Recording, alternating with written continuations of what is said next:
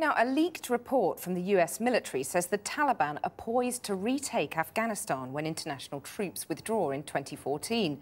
The report, prepared for NATO last month, also accuses Pakistan's intelligence services of helping the Taliban launch attacks on Western forces.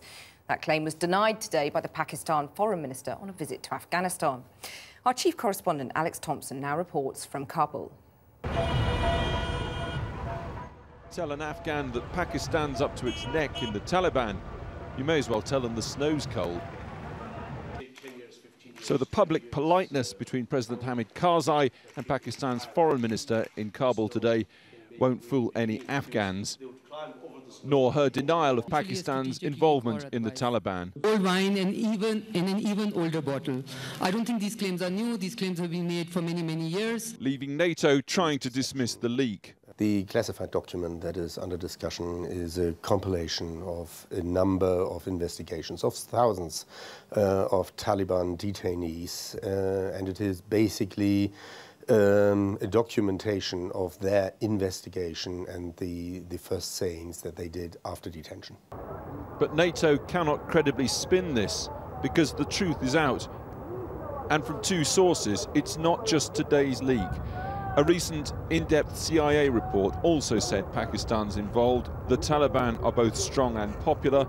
The government and its forces in Kabul and beyond perilously weak. Which is why a key aide to President Karzai told Channel 4 News he's pessimistic about any possible peace talks with the Taliban.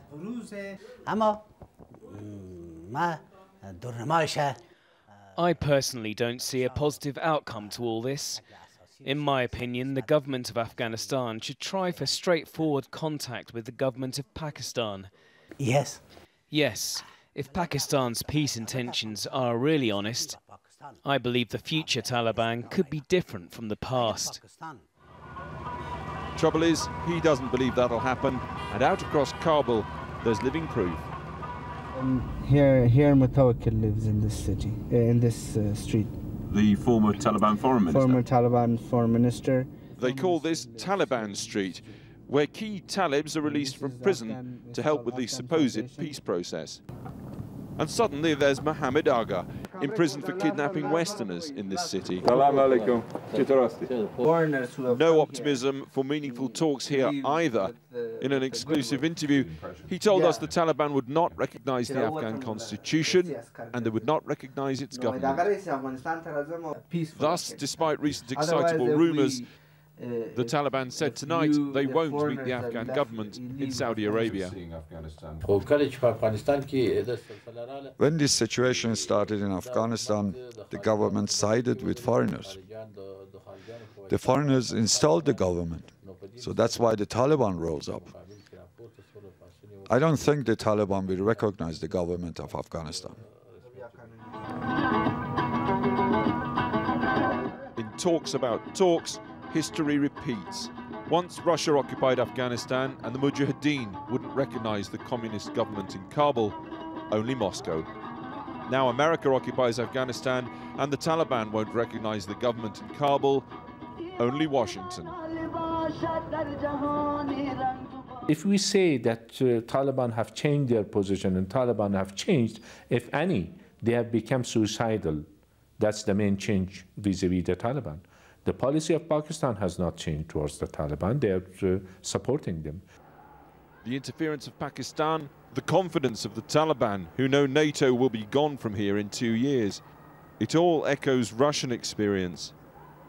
In the British cemetery, the graves of soldiers killed in our 19th century and 21st century invasions.